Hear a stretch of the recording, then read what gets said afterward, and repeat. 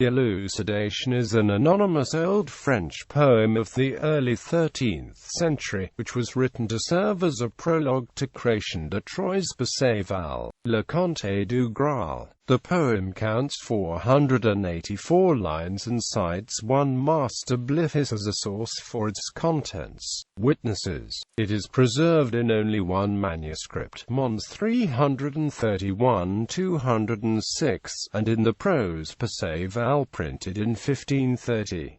Moreover, a German translation by Philip Collin and Klaus Wyss appeared in the newer Parsifal of the 14th century. In Mons 331-206, the text is grouped together with the so-called Elucidation prologue, Chrétien's Perceval, and three continuations of Chrétien's poem. In its received form, the text presents serious difficulties to modern scholars, containing many corrupt forms and readings such as may have been miscopied or wrongly interpreted by a scribe whose own source text may have been far from perfect. Synopsis: although the Elucidation was conceived as a prologue to Chrétien de Troyes' unfinished romance Perceval, Le Conte du Graal, it is in many ways a significant departure from it, even to the extent of offering contradictory material. Albert Wilder Thompson, who edited the poem in 1931, suggests that the poem can be broken up into 5 sections. The first division is an introduction in which the reader is told that a degree of reticence about the secrets of the Grail must be kept, a note of warning which is here ascribed to one Master Blihis.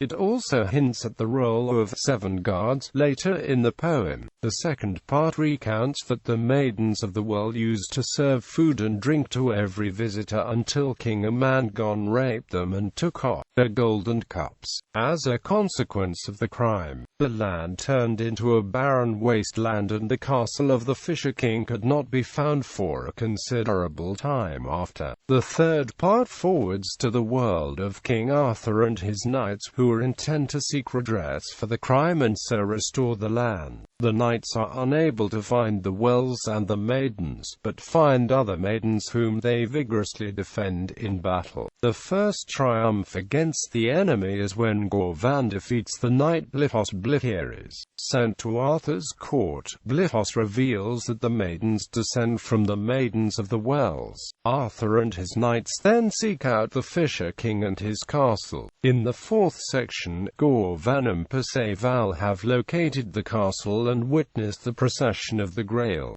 Gawain's success is briefly anticipated, but Perceval's Grail adventure soon takes center stage. As in Chrétien's poem, Perceval begins his career at Arthur's court as an unseasoned youth who, through his deeds and behavior, ultimately proves himself a laudable knight. However, the poem differs from Chrétien in that the young hero does not fail to ask the crucial question, what is the purpose of the Grail? Perceval goes on to ask about the identity of a dead body and the broken sword that lay on it, but neglects to ask the reason for the bleeding of the lance. It then appears that the procession is performed 3 times a day, each time before a banquet at which the food is served autonomously by the Grail, without the need of service. Though the account is notably different, the author asserts that the service of the Grail was revealed to Chrétien by the good master, possibly the Master Blihis referred to in the introduction. In the 5th part, which occurs within the 4th section, the speaker adds that the castle was discovered only 7 times in the course of history and that 7 gods